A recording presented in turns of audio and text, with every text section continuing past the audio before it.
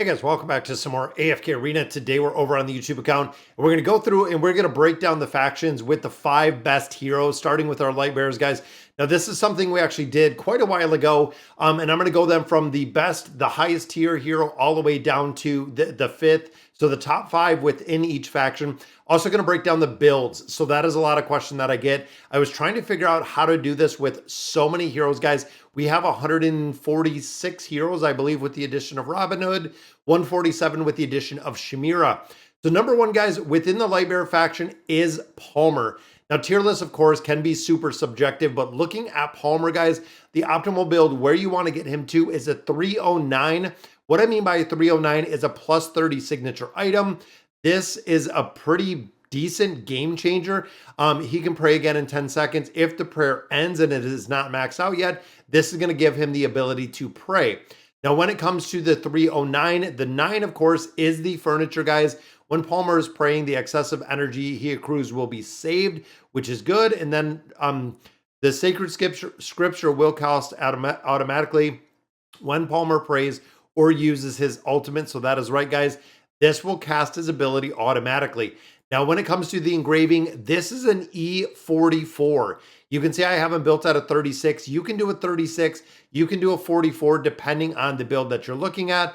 But looking at a few different parts of here, I took the crit damage amplification up. That is how I built out the 36, guys. So right here, we did the crit damage amplification. We did right here the magical pierce with the healing.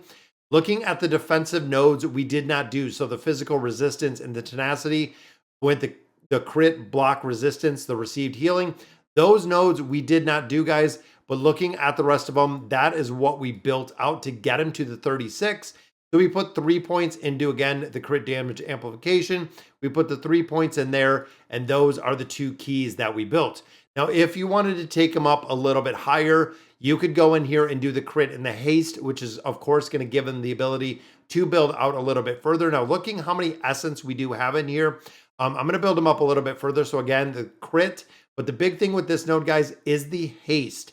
Now, we do have 5 more points that we can add in here. Defense, heal, not too worried about that. The attack, the magical pierce, HP, and dodge. And then again, these 2 nodes that are defensive, we are not going to build out for the defensive aspect. Now, when you look at some of his skills, a majority of heroes within here, it is either the attack that makes a big difference. Palmer will instead deal damage equal to 240% of the attack. Most of these are based on attack, or the total damage he receives during his prayer exceeds 60% of the maximum health. Some of them are maximum health depending on where it is. But right here, 200% of the attack rating. You can see most of them are attack. And I'm thinking this is right, guys, because it was showing attack, but building out this second node to get the attack and the magical pierce. I'm going to build this out to, again, taking him to the 44. That is all we're building him. We're not going to take him to the 60. I'm not going to build him any higher, guys. We're going to take him and we are going to leave him at the 44 as we see him right there. And that is where Palmer is going to stay. So again, the attack quite a bit higher. We got a little bit more haste, got a little bit more crit out of him. And he is the first one that we're looking at within the Lightbearer faction. Number 2, we get into Belinda. Now, the awakened version of Belinda, 309 again, plus 30 signature item. The 9 of 9 furniture is really where you want to build her to unlock all of her abilities. And then, of course, the E67, so actually taking her to a 67 engraving. You can see I actually took her up to the 80. Now, I do not recommend building any of these heroes up to the 80. I did for the fact that I'm competitive within the Treasure Scramble, the Cursed Realm, Nightmare Corridor, things of that nature. So building up, just like the other heroes, guys, taking her to a 67, you want to focus on the damage that she is going to be doing. So the attack and the crit are going to be big. The nodes that do not give damage dealing attributes, you are not going to build. So looking here, guys, the magical resistance, the haste, magical pierce, crit damage amplification, 100%, absolutely want to build that one out. And then looking at the haste and the magical pierce, again, want to build those out. So once you get to the 60, I believe it is 5 more on the attack, will take you to 65. These 2 will take you to 66, and it will take you to 67 with these 2, meaning that is where her build is going to be. for a majority of players that are building her out. Now, very important, guys, when it does come to the Awakened Heroes, you have to do the signature item, you have to do the engraving, you have to do the furniture to unlock all of their skills. If you're missing them, guys, you're not going to have the full utility that we see within these heroes. And of course, Belinda is the number 2 build within here. Third one we look at, and still a ton of utility, guys, is Scarlet. Now, Scarlet, you guessed it, 309. That is right, a plus 30 signature item. The in is the 9 of 9 furniture, which for her is game changing.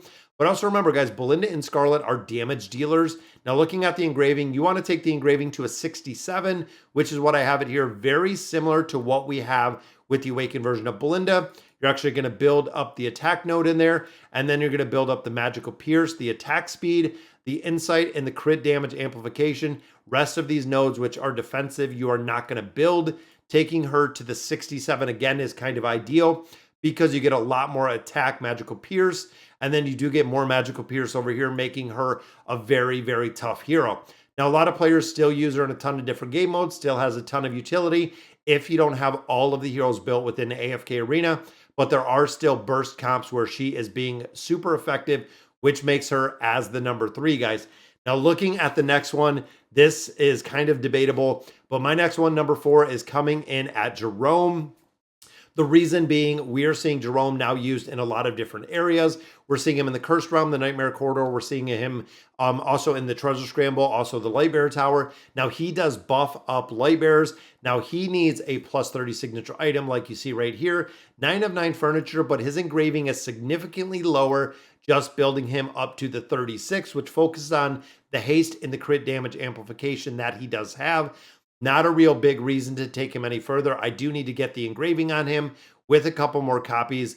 But overall, super effective in game modes, guys. We're seeing him, and again, looking at the Lightbearers, he comes in at number 4 with a little bit of engraving on there.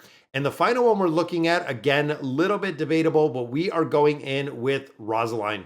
So Rosaline, of course, the plus 30 signature item, only needs the 3 of 9 furniture, so not building out the furniture in the entirety.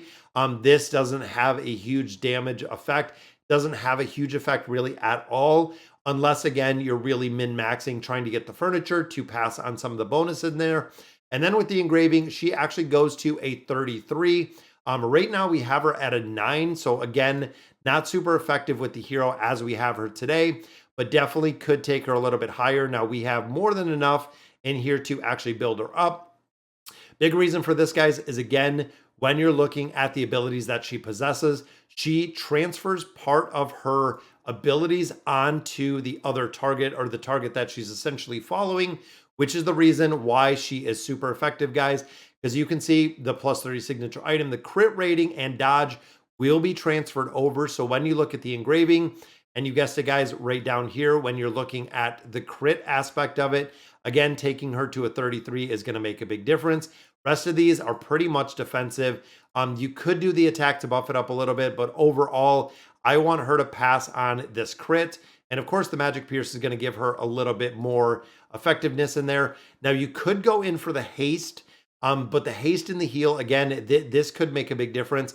It kind of went back and forth. I've seen it both ways, that it was the crit damage that they were passing on, but the haste will not pass on. But this could be a minimal kind of either or with this one, but taking her up to the 33, guys, again, with the effectiveness, and she does come in at number 5. So just running through the tier list again, guys. Number 1, of course, is Palmer, kind of based on the build, followed by the Awakened version of Belinda. Then we do have Scarlet, followed by Jerome, and again, kind of thinking the cost of the heroes in here, getting the engraving, and then the last one coming in at number 5, I would choose Rosaline out of the Lightbearers. Now, a lot of players might wonder about the Awakened version of Thane, being the utility of him not super high anymore, but overall, the effectiveness or the sheer cost of building him at this point of AFK Arena, I probably wouldn't recommend, especially with Shamira coming. And then, of course, next year we'll see another iteration of Awakened Heroes. But even running down kind of the rest of the list, a lot of these are kind of niche in formations, even here with Rain. Most of the formations that were running Rain, Jerome has since replaced. Guineas was run in a couple formations. I don't think he is anymore. So some of these, of course, a lot of utility within the Lightbearer Tower, but that is really the only place that you're going to be seeing them now. Unfortunately, they've been kind of driven to the Lightbearer Tower and not anywhere else. All right, guys, so that'll do it for today's video. Let me know in the comments what you guys think about the top 5 Lightbearers. And as always, thank you guys for watching.